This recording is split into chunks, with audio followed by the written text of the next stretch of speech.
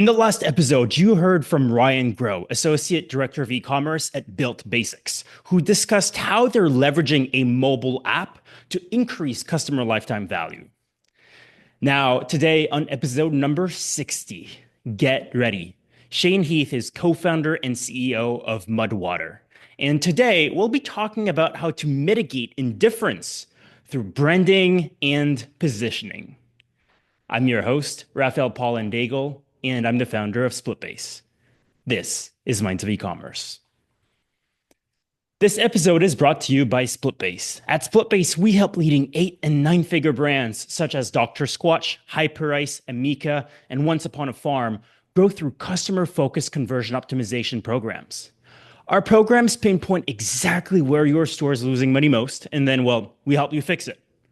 The result, you get higher conversions, higher AOV, and of course, more money, which in return allows you to scale advertising profitably. We've been at it for over a decade and can help you manage the entire CRO process from A to Z. So go to splitbase.com today to learn how we can help you get the most out of your marketing spend. All right, Shane, welcome to the show. Thank you so much for being here. Yeah, thanks for having me on. Yeah, so as you know, this podcast is all about going deep, right? And dissecting one key growth strategy so our listeners can get the most value right away. Now, today we're going to be talking about how to mitigate indifference amongst consumers, and how you guys have done that through positioning and branding. But maybe just to give context to our listeners, what does mitigate indifference means to you and to MUD WTR? Yeah, I think it's interesting. So it's one of those situations where it's easier to connect the dots in reverse. And I get a question a lot from other entrepreneurs starting something of like, what did you do early on that you think was fundamental to supporting the success of MUD WTR? And one of the things that I couldn't quite communicate clearly was that we just like found a way to stand out. And my background is in design. I've worked for a variety of different companies, wore a lot of hats, so I was able to kind of express the vision that I had for the brand in unique ways. Over the last couple of years, I've started researching a lot more, business professionals, entrepreneurs, and I came across a book from the Red Bull CEO, or was on the Red Bull CEO. Mm. And one of the things that he said many times throughout the book is the thing that a brand needs to fear the most is indifference. It's not like the competition or any of those things. It's people not caring about what you're doing. And I think it's very Mm. easy to launch a brand and play the safe route where you're like, I think a lot of people are going to like this, and people might not like it, but they're not like typically when you're doing something that's resonating with culture, typically when people don't feel indifferent about something, you're going to have a bit of polarity, meaning that some people Mm. are going to hate it and be mad about it, and some people are going to absolutely love it. And that's a really powerful, I guess, tightrope to find in building a brand. And when it came to MUD WTR, that's what I wanted to do without knowing that I wanted to do it, I guess. And I think that when people think about, okay, cool, like we got to put something out there that like, you know, people can't feel indifferent about. A campaign, an ad campaign, like a billboard, whatever. And I think I would take it a layer deeper and use it as kind of a filter for everything. So if you're starting a company, it's like everything from the name to the voice to what goes in the packaging to how the emails are written. And that's kind of the approach that I took. So obviously the name MUD WTR, it's tough to feel indifferent about it. Right. There's a Oh, lot of yeah. other names that would have been safer and quote unquote tastier sounding or more traditional, and they probably would have been fine. But with our name, it it caused you to pause and reflect, which is an important thing in marketing. And then you had to kind of like take a stance on it in a way, or you just leaned in and you were curious about like, what is this? And what I found that early on, once people, or for those who were excited enough about it, interested enough about it to try it, once they got it, if they liked it, they were a lot more likely to share it Mm, just because of the name. Because right. they knew, like, we're all personal brands, everybody's got an Instagram, and whether you have a lot of followers or not, like you're posting because you're trying to resonate with your audience, right? And Totally. the same principle applies. If you're posting stuff that people are just like, whatever, people stop looking. And I think people just intuitively felt that if they posted, I'm drinking mud right now. I'm drinking something called mud water right now. And it would turn heads. And so it had like a virality component built into it. And so that's just like one example of applying that filter of how do you mitigate indifference? How do you try to be memorable? It can be Yeah. applied to the name, it could be applied to the voice, and so on. And I think that's one of the biggest lessons of marketing, right? At the end of the day, if you try to appeal to everyone, you're appealing to no one, right? Yeah, So there are so many brands out there, there are so many products, right? If you're just average, okay, normal to everyone, you're not going to create enough emotional resonance to get anyone excited about the product. And obviously, on the name side of things, right, we can also think of like Liquid Death, right? Obviously, very highly high growth brand with a very controversial name, and that's the proof that sometimes something very controversial can also work quite well. yeah. So, With Red Bull, just to like go off of that yep. example, the example that was called out in that book was when Red Bull was first started, there was a lot of rumors about what Red Bull was. Red Bull was an energy drink, but at that time, energy drinks weren't very popular. And there was rumors going around that Red Bull, the energy, like what was creating energy in Red Bull was from like a bull testicle or something like that. Which is false, but like it has a bull on the logo Yep. and all these things. And what Red Bull decided to do is like not only not comment on it, like they didn't like create a statement Mm, like we're gonna clarify exactly that this is false. They're like, no, like let's let that go. Like let's let that kind of find roots and just like go around. And then I think they created a website that published all of these like rumors on it. I love They that. like leaned in because they could have squashed that. Yep. And they're like, people are caring. So let's put fuel on that fire. Love it.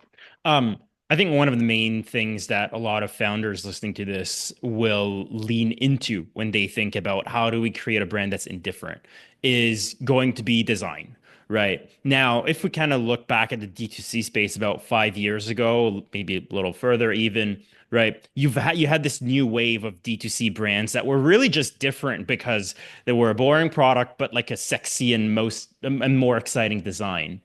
Do you feel like that's enough at this point to differentiate your brand through Um, design, or is it just a part of it? no, I mean it always depends. It might be enough, but I think that uh again, like my I like to encourage entrepreneurs to apply that filter to every part of their business. Like this is like a holistic thing. Like if your product doesn't if your product creates indifference, like if it people are just like I this looks fine, you know? That's great. Like it's not like people like don't like it. It's just that they don't care. Hmm. So the product should be differentiated, and that aligns with most best practices in business. Um, but yeah, I think it's typically tough to take a product and then um, just like create an amazing brand around it. But brands do. Liquid Death is an amazing example, right? They took Yeah. water.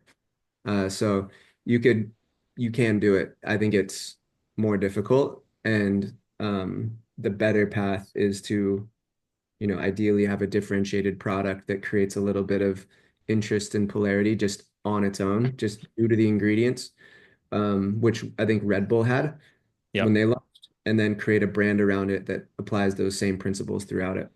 Yeah. So design, brand narrative, product itself, name, all ways where you can create something a bit different. Is there anything else that you guys are doing actively, whether it's in your marketing, in terms of product, that you feel is a, prime example of creating this? Hmm. I mean, anything that any yeah, anything that the consumer interacts with is what I would call a canvas that you Mm, can use to express your brand through. And I think some brands look at a canvas like a transactional email, like they just ordered the product, and so it's just a transactional email we're sending them that we got the order. It's a confirmation. It's like, no, that's a canvas. Like those transactional emails actually have the highest open rate. They have way higher open rate than your like email flow that you're going to create after because they're coming right after they ordered right. it. And so that's a canvas. And so we rewrote that whole email um, to come from me, and it has like this whole story to it. And then it also gives them the information that they're typically looking for in that email. So I think there's a lot of like sub canvases that get overlooked, like the obvious Right. one, like what does the packaging look like? What does the website look like? How does this ad read feel, like logo, those types of things. Then there's kind of second tier of like what is the brand voice? Like the brand should have a voice, and that voice should be it should have a stance, like there should be Mm, a personality that you can identify and not feel indifferent about. And then it just goes into all the details, like do you have little stickers in your packaging? What do those say? Do you make merch? Is it just a logo on a shirt, or is it, like everything is an opportunity um to I guess strengthen the brand's ability to create that magic that makes them memorable. And I think mm, in order to do that, that comes at the result of people not feeling indifferent about it. mm. I'm thinking back of, what you were saying about, the name of the brand being quite unusual. And I'm thinking, there might be some people listening to this that are kind of interpreting this as you need to create controversy. Do you really need to create controversy? Is that what it's about to create an indifferent brand? Or it's really just about finding an angle that hasn't been exploited yet? I think that's one way to do it. I typically more so the way I think about it is by being unique in and of itself, I think it's tough to be indifferent about it. And when I look at brands the same way that I do people, like a brand is Mm, kind of like it's like a person that you're interacting with that has right. a personality, it has beliefs, it has values, it has things that it would die on a hill for and things that it doesn't care about, like and a consumer interacting with packaging, website, ads, copy, voice, they're kind of getting all that, they're kind of putting all those pieces together, and when they're buying a brand, it's kind of like they're building a relationship with a some sort of like entity, some sort of social sculpture. And so, yeah, I don't think that a brand just needs to like go out there and be controversial for controversy's sake to be Mm, indifferent. I think if you figure out like what you stand for as a brand, um, and just be authentic, like by being authentic, you're inherently being unique. mm, And I think this is more, I don't have any experience building like what I would call like a whiteboard business where it's like, oh, there's this opportunity here and like we can right. make a bunch of money, like let's go do it. Um, I guess what I'm speaking to is more, or speaking for is like the founders who have like a vision and they want to bring their vision to life because it serves some purpose that they want to pursue. And that's kind of where I was coming from. And so when I started Mudwater, I was just like, a lot of the questions of like, how should it look? How should it sound? And it's just like, what's the brand that I want to see in the world? Like, I'm not going to do consumer research here. I'm going to build what I want to build. And I think it inherently had a personality, authenticity, and that made it unique. And then that made it tough to feel indifferent about. Um, Mm. but if you were building something in maybe a different way, there's probably different tactics to where you can kind of artificially inseminate some sort of controversy to like to get that going. What do you think are the traps that people often fall into when they're trying to do this, right? Because it sounds like, maybe for you it was very intentional and it was very natural. But I know for some people it's definitely not the case, right? Especially if you're not minded as, as a marketer. It may be a Yeah. little tougher to find those things. So what would you say are maybe the traps to avoid falling into when thinking about this for your brand? Yeah. I mean, it's probably just falling into what everybody else is doing because that's going to be the furthest away from authenticity. And you're typically going to land on something that's safe, something that's kind of like Mr. Potato headed together of like, oh, I like that about that. I like this about this. And you're kind of putting it all together and it just is going to feel really off. Yeah. Um, yeah, I mean, I haven't fully, like, I would love to figure out a way to work with people and like, or work with people just so I can learn myself how to better Right. understand it and teach it. But again, like, I think that the best analogy that I've found is like, think of your brand as a person and describe who they are. Hmm. What do they stand for? What do they believe in? Um, yeah, what are they, willing to die on the hill for? Like just get out of the like lens of business best practices, 5 tips of like all these things, and just try to describe it as a being. I Yeah. think is a good place to start. And like the best brands kind of build like little worlds. Like they're like I called it social sculptures before because they can like create their own little mini yeah, there's like little mini worlds. Like Liquid Death is a world. Like it's like they Yep. have rules, they have their own aesthetic, and they have their own thing, right? And like you become accustomed to it, and when you see a Liquid Death product, you like feel that world when you're drinking it. Patagonia has a world. It's its own world. It's completely different from Liquid Death. Yeah. And Red Bull as well, right? Red as well. And so like you're just don't get caught up in the like minutia of like what should the packaging say? Like at first zoom out and like what's the world that you want to create? Like if you're the founder Mm. or if you're the art director or whatever, like what is that world? And start to like just have fun and just like playing with humanizing it. Yeah. And then I think you can start to figure out like, okay, like we really like stand for this. And when you find something that you stand for, I guess that's when like, controversy, it might come into play. But it's not like you're just doing it for the sake of it. You're like, this Yeah. is really the world that we're building. It stands for this. And we're not going to be shy about it, even though we know that some people are going to feel confused or it might piss some people off. We don't care because this is the world that we believe in. And so that's where you start to find the edge that you're willing to walk.